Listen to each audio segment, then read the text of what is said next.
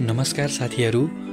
आजको यस भिडियो अन्तर्गत रहेर हामी नेपालको भूगोल सम्बन्धी केही महत्त्वपूर्ण प्रश्न उत्तरबारे चर्चा गर्नेछौँ। यदि हजुरहरू पनि लोकसेवा आयोग तथा अन्य प्रतिस्पर्धात्मक परीक्षाको तयारी गरिरहनु भएको छ भने यो भिडियोलाई हेर्दै गर्नुहोला। यदि यस च्यानलमा नयाँ हुनुहुन्छ भने यस्तै किसिमका भिडियोहरू हेर्नको लागि यस च्यानललाई सब्स्क्राइब गर्नुहोला। प्रश्न नम्बर 1 मा रहेको छ, नेपालको पहिलो राष्ट्रिय निकुञ्ज कुन हो? चितवन राष्ट्रिय निकुञ्ज। नेपालको सबैभन्दा सानो राष्ट्रिय निकुञ्ज कुन हो? रारा राष्ट्रिय निकुञ्ज। नेपालको सबैभन्दा उचाइमा रहेको राष्ट्रिय निकुञ्ज कुन हो? सगरमाथा राष्ट्रिय निकुञ्ज। बाघका लागि प्रसिद्ध राष्ट्रिय निकुञ्ज कुन हो? बर्दिया राष्ट्रिय निकुञ्ज। रारा राष्ट्रिय निकुञ्जको क्षेत्रफल कति रहेको छ? 106 वर्ग किलोमिटर। सेफक्सुन्डो राष्ट्रिय निकुञ्जको क्षेत्रफल कति रहेको छ? 3555 वर्ग किलोमिटर। दुर्लभ चराका लागि प्रसिद्ध राष्ट्रिय निकुञ्ज कुन हो? मकालु बरुड राष्ट्रिय निकुञ्ज। शुक्लाफाँटा राष्ट्रिय निकुञ्ज कुन जिल्लामा रहेको छ? कञ्चनपुर। सबैभन्दा पहिलो राष्ट्रिय निकुञ्ज चितवन राष्ट्रिय निकुञ्जको स्थापना कहिले भएको हो? विक्रम सम्वत 2030। कोशी वन्यजन्तु आरक्षको स्थापना कहिले भएको हो? विक्रम सम्वत 2032। कोशी टापु वन्यजन्तु आरक्ष कुन जिल्लामा पर्दछ? सुनसरी। अन्नपूर्ण संरक्षण क्षेत्रको क्षेत्रफल कति रहेको छ? 7629 वर्ग किलोमिटर। कञ्चनजङ्घा संरक्षण क्षेत्र कुन जिल्लामा पर्दछ? ताप्लेजुङ। चितवनको 20 हजारी ताल नेपालको सिमसार क्षेत्र अन्तर्गत कहिले घोषणा भएको हो? सन् 2003। शिवपुरी नागार्जुन राष्ट्रिय निकुञ्जलाई मध्यवर्ती क्षेत्रमा कहिले स्थापना गरियो? 2072 सालमा। नेपालको सबैभन्दा अग्लो स्थानमा अवस्थित तिलिचो ताल समुद्र सतहदेखि कति मिटर उचाइमा अवस्थित छ? 4919 वर्ग किलोमिटर अर्थात् 4919 किलोमिटर मिटर 4919 मिटर। प्रश्न नम्बर 17, तिलिचो ताल कुन जिल्लामा पर्दछ? मनाङ।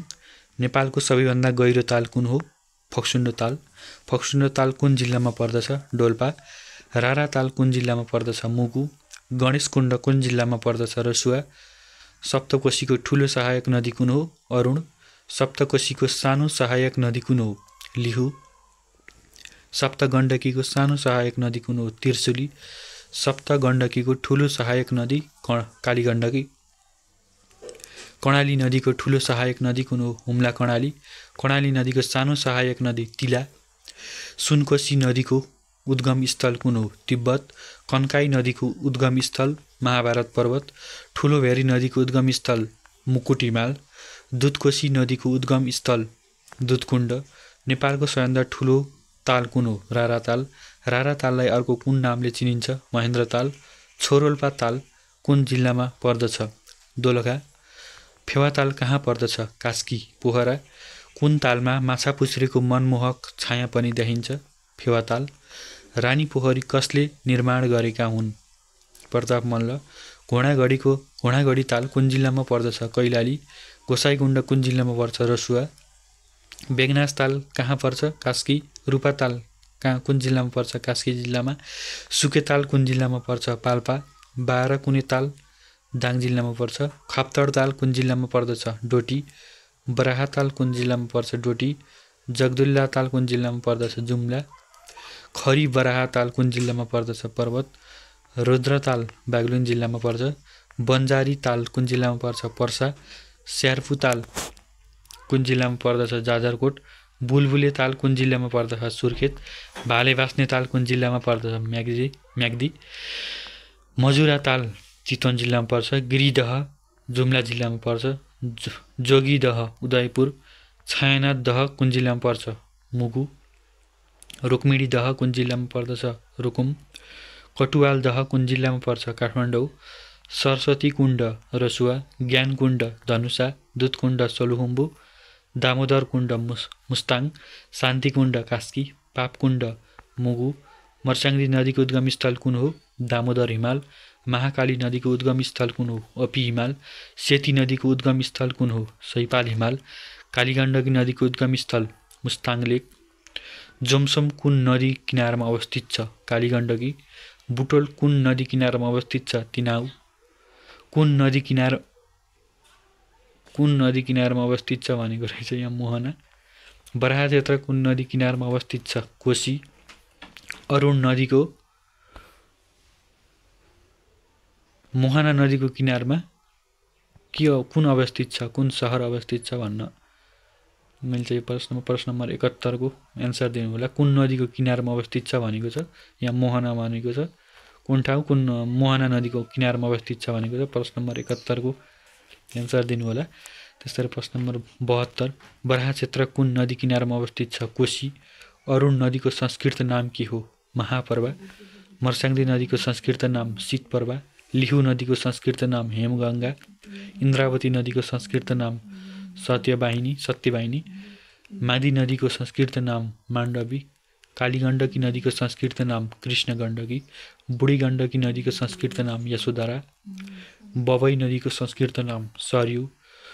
ककुमती नदीको संस्कृत नाम कर्मनाशा। दुधकोशी नदीको संस्कृत नाम भद्रावती। राप्ती नदीको संस्कृत नाम अचिरावती। महाकाली नदीको संस्कृत नाम शारदा। कोशी नदीको संस्कृत नाम दामोदर। दहीका लागि प्रसिद्ध ठाउँ कुन हो, भक्तपुर। छालाका लागि प्रसिद्ध ठाउँ दैलेख। कफीका लागि प्रसिद्ध ठाउँ गुल्मी। चियाका लागि प्रसिद्ध ठाउँ इलाम झापा। हुक्काको नलीका लागि प्रसिद्ध ठाउँ बागलुङ डोटी। मुलाका लागि प्रसिद्ध ठाउँ चितलाङ। कालो टोपीका लागि प्रसिद्ध ठाउँ कुन हो, भक्तपुर। करुवाका लागि प्रसिद्ध ठाउँ पाल्पा। खुकुरीका लागि प्रसिद्ध ठाउँ भोजपुर। खुवाका लागि प्रसिद्ध ठाउँ ठेचो। चिउराका लागि प्रसिद्ध ठाउँ टिकनी बोडे। काठको ठेकीका लागि प्रसिद्ध ठाउँ मकवानपुर। स्याउका लागि प्रसिद्ध ठाउँ हुम्ला र जुम्ला। उहुका लागि प्रसिद्ध ठाउँ धोनीबेसी। तेलका लागि प्रसिद्ध ठाउँ खोकना। शालिग्रामका लागि प्रसिद्ध ठाउँ कालीगण्डकी। हुक्काका लागि प्रसिद्ध ठाउँ पाल्पा। चामलका लागि प्रसिद्ध ठाउँ सिङ्गरबेसी। अम्बाका लागि प्रसिद्ध ठाउँ कुन हो, धोनीबेसी। नास्पातीका लागि प्रसिद्ध ठाउँ फर्पिङ। माछाका लागि प्रसिद्ध ठाउँ बाह्रविसे। अम्खोराका लागि प्रसिद्ध ठाउँ पाल्पा। तोरीका लागि प्रसिद्ध ठाउँ चितवन। नुनखानी नेपालमा कहाँ छ, मुस्ताङ थाकखोला। म्याग्नेसाइट खानी नेपालमा कहाँ छ, उदयपुर कम्फुघाट। टिङ्कर भन्ज्याङ कुन जिल्लामा पर्छ, दार्चुला।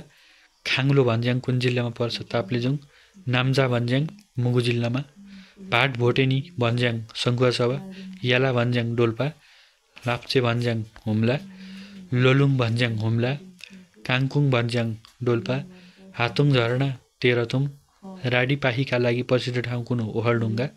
सुन्तलाका लागि प्रसिद्ध ठाउँ कुन हो, पोखरा र धनकुटा। ताप्केका लागि प्रसिद्ध ठाउँ कुन हो, वीरगञ्ज। सानो दुधालु गाईका लागि प्रसिद्ध ठाउँ कुन हो, अछाम। कपासका लागि प्रसिद्ध ठाउँ कुन हो, बाँकेबर्दिया। तरकारीका लागि प्रसिद्ध ठाउँ कुन हो, ठिमी। चाकुका लागि प्रसिद्ध ठाउँ कुन हो, टोखा। अदुवाका लागि प्रसिद्ध ठाउँ कुन हो, मालनेटा। अलैँचीका लागि प्रसिद्ध ठाउँ इलाम पाँचथर। फलामखानी नेपालमा कहाँ रहेको छ, 19। सुनखानी नेपालमा कहाँ छ, बागलुङ, कालीगण्डकी, सुनकोशी। पोकेली झरना कुन जिल्लामा पर्छ, ओखलढुङ्गा। इलाम डाँडा झरना कुन जिल्लामा पर्छ, ताप्लेजुङ। दिप्लुङ झरना खोटाङ। गुम्साथाल झरना कुन जिल्लामा पर्छ, सिन्धुपाल्चोक। टोड्केको झरना कुन जिल्लामा पर्छ, इलाम। तिलखुवा झरना कुन जिल्लामा पर्छ, अर्घाखाँची। नेपालको कुल क्षेत्रफल कति रहेको छ, 1,47,181 वर्ग किलोमिटर। नेपालको पूर्व पश्चिम लम्बाइ कति रहेको छ, 150 माइल। नेपालको उत्तर दक्षिण औसत चौडाइ कति रहेको छ, 193 किलोमिटर। नेपालले विश्वको कति क्षेत्रफल ओगटेको छ, 0.03%। त्यस्तै गरी नेपालले एसियाको 0.3% भूभाग ओगटेको छ। नेपाल भारतभन्दा कति गुणा सानो छ, 22 गुणा सानो। चीन नेपालभन्दा कति गुणा ठुलो, 65 गुणा। हिमाली प्रदेशले नेपालको कति प्रतिशत भूभाग ओगटेको छ, 15%। पहाडी हिमाली प्रदेशले नेपालको कति प्रतिशत भूभाग ओगटेको छ, 68%। तराई प्रदेशले नेपालको कति भूभाग ओगटेको छ, 17%। भित्री मधेसले नेपालको कुल क्षेत्रफलको कति भूभाग ओगटेको छ, 8.5%। सगरमाथा हिमालको उचाइ कति रहेको छ, 8,848.86 मिटर हो। यहाँ 8,848 मात्र दिएको रहेछ, 8,848.86 मिटर। त्यस्तै गरी 149 प्रश्न नम्बर रहेको छ। कञ्चनजङ्घा हिमालको उचाइ कति मिटर रहेको छ, 8,586। लोत्से हिमालको उचाइ 8,516। मकालु हिमालको उचाइ 8,463। चोयु हिमालको उचाइ 8,201। धौलागिरी हिमालको उचाइ 8,167। मनासलु हिमालको उचाइ 8,163। अन्नपूर्ण हिमालको उचाइ 8,091 मिटर। नुप्से हिमालको उचाइ 7,855। सगरमाथा हिमाल कुन जिल्लामा पर्छ? सोलुखुम्बु। कञ्चनजङ्घा हिमाल ताप्लेजुङ, लोत्से सोलुखुम्बु, मकालु हिमाल सङ्खुवासभा, चोयु हिमाल सोलुखुम्बु, धौलागिरी हिमाल म्याग्दी जिल्लामा पर्दछ। यहाँ थिए साथीहरू केही महत्त्वपूर्ण नेपालको भूगोल सम्बन्धी प्रश्नोत्तरहरू। आजको भिडियो यहाँहरूलाई कस्तो लाग्यो? यदि राम्रो लाग्यो भने यो भिडियोलाई लाइक गरी आफ्ना साथीहरूलाई पनि यो भिडियो सेयर गर्नुहोला। धन्यवाद।